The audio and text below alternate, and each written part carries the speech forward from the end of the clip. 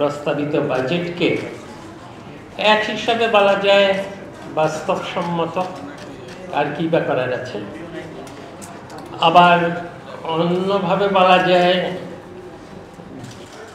যুবকাষ্ঠে বাঁধা বলির পশুর মতো, যেটা ইংরেজিতে বলে স্যাক্রিফিশিয়াল ল্যাম্ব, হাত পা বাঁধা, যাকে নাড়াচাড়া করার খুব সুযোগ নেই।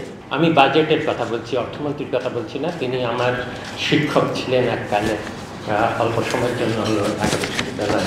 অর্থনীতির যে স্থিতিশীলতা, আজ এই বাজেটের যেই বাধ্যতাগুলো, সীমাবদ্ধতাগুলোর কথা বলেছি, তার মধ্যে আমি কয়েকটি বিষয় উল্লেখ করছি।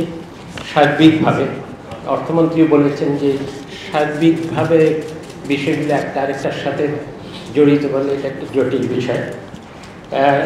একদিকে স্থিতিশীলতা ফিরিয়ে আনতে হলে সংকোচনমূলক বাজেটের তো কোনো বিকল্প নাই, যেটা মাত্র জিডিপি 14% হিসাবে হিসাব করা হয়েছে, যেটা সংকট উত্তরণের একটা সাময়িক ব্যবস্থা হিসাবে বলা হয়েছে।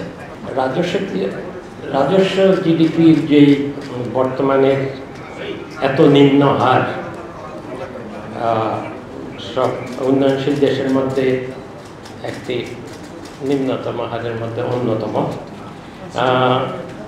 সেটা দিয়ে বাজেটের যেই আমাদের মতো দেশের বাজেটের যেই আকার দরকার, ন্যূনতম আকার দরকার, সেটা তো তৈরি করার সুযোগ নেই।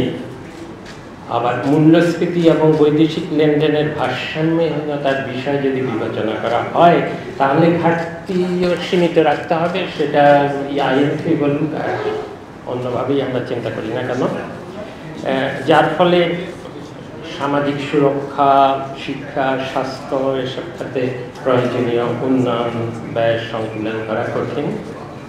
এর উপর আছে ভর্তুকির বোঝা, বিশেষ করে আমাদের কৃতকর্মের জন্য এখন বিদ্যুৎ খাতের ক্যাপাসিটি চার্জের যে বিরাট একটা বোঝা আছে।